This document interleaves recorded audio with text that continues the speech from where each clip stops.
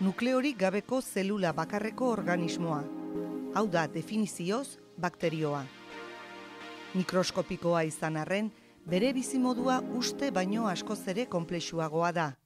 Izan ere, inurriak, erleak edo gizakiak bezala, komunitatean edo kolonietan bizi da. Horretarako biofilma, hau da, bizilekua sortzen du. Edozein azalerari itxatxita hazten da, eta egitura hori desegitea oso zaila da.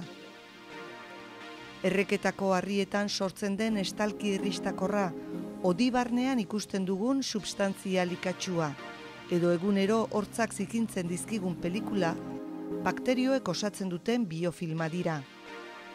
Baita protesi, kateter eta balbuletan sortzen direnak ere.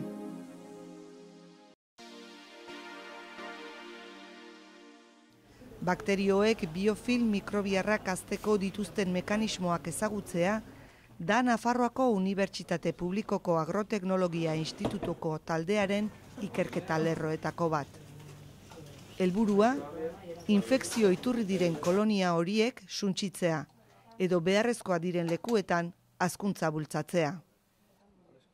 Gure ikerketa oso molekularra da, guk saiatzea jakiten ze genak erabiltzen dituen bakteriak hori egiteko, zein dan estruktura kimikoa, eta azkeneko helburu izango litzateke, guk hori bai biofilma bat, eginda dagoen biofilma bat deseintzea, edo eginda dagoen, oraindik eginda ez dagoen biofilma bat, saiatzen ez sortzea. Pertsona batei protesis bat jartzen baldin badie, guk ez dugu nahi protesis hortan bakteriak eranstea eta biofilma bat egitea, zeren horiek infekzioak karriko lioke, protesiak kendu barra dago. Ikerketarako lehengaia izateko, naturatik isolatutako bakterioak hartzen dituzte. Biofilma egiteko gaitasuna ziurtatzeko, kondizio egokiak sortu behar zaizkie laborategian. Asmatzen dugunen bakterio horren nola egiten duen biofilma laborategian, orduan saiatzen geha jakiten ze genak behar dituen bakterio horrek biofilma hori egiteko. Eta hortarako egiten ditugu mutazioak, genak kentzen dizkiogu. Genoma osoaren mutazioak biofilma egiteko gaitasuna desagerraraz dezake, baina ikertzaileek jakin nahi dute zein generi lotua dagoen gaitasun hori, kontrolatua ahal izateko. Plaketen putzuetan jartzen dira bakterioak eta euren mutazioak. Biofilma egin arte uzten dira, ondoren, tindatu egiten dira emaitzak eta ikusten da biofilma egin duten ala gaitasun hori galdu egin duten. Beste modu bat izango litzateke plaketan,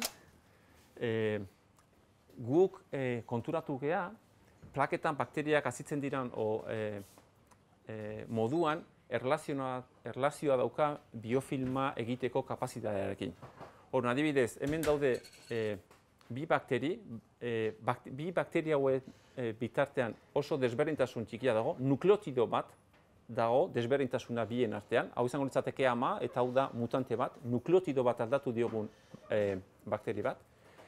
Eta horrek, nukleotido horren aldaketa bakarra ez, bakterioen dauzka 3 milioi nukleotido, eta bat bakarrik aldatu diogu, eta aldaketa horrek egiten du bakteriari orain ja ez da gehiago gai biofilma egiteko, eta orduan plakan azaltzen da kolonio oso desberdina. Interesgarria gerta daitekeen mutazio bat aukeratzen da, eta biofilma egiteko gaitasuna ziurtatzen da hartzigailuetan. Hauek dira mikrofermentadoreak. Biofilma sortzeko sistema da. Alde batetik medioa sartzen da eta bestetik gehigarria ateratzen.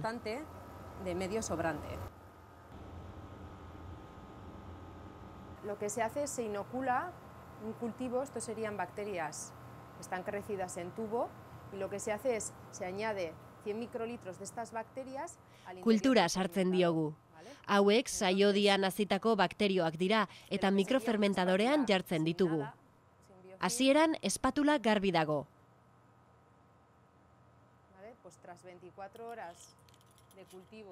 Hogeita lau orduren ondoren biofilma dago.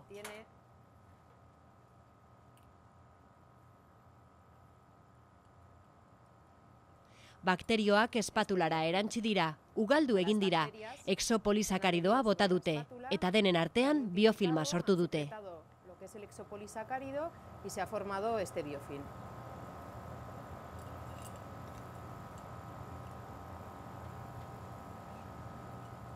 Kolonia batean bizi diren bakterio guztiek ez dute funtzio bera betetzen.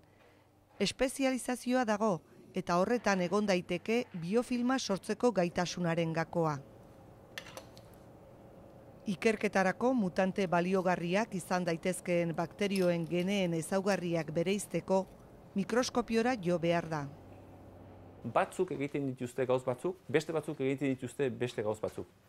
Eta hori mikroskopioan ikasten dugu, eta hortarako erabiltzen ditugu gen txibato batzuk, izango liake bezala, kolore desberdin batzuk, txibato bakoitzak kolore desberdin bat piztutzen du, eta kolore horiei bidatuta konturatzen gea bakteri bat,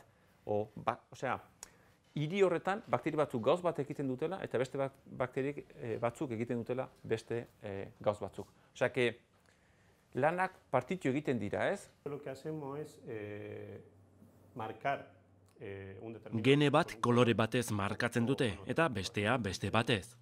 Hemen ikus dezakegu bakterio populazio honetan gehientsuenak berdez azaltzen direla, baina badaude bakar batzuk gorriz agertzen direnak. Que en esa condición ese gen está expresado. Conocer la diferencia es importante saber populazioaren aldakortasuna ezagutzea da garrantzitsua.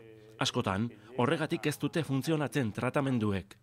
Uste dugu populazio bateko bakterio guztiak berdinak direla, eta tratamenduak denak hil beharko lituzkeela, eta ez da horrela. El tratamiento debería matarlas a todas por igual, pero no es así.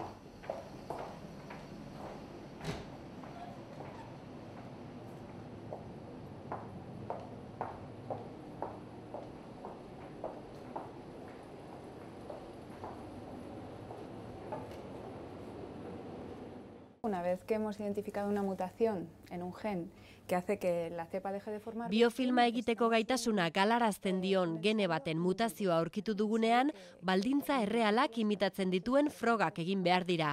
Hau da, in vivo. Adibidez, kateterrekin. Utilizamos catéteres normales que se utilizan en clínica. Arratoietan egiten dituzte frogak. Kateterra azalazpian ezartzen diete, eta bakterioekin kutsatzen dute. Handui basatiaren bakterioa eta mutantea sartzen zaizkio.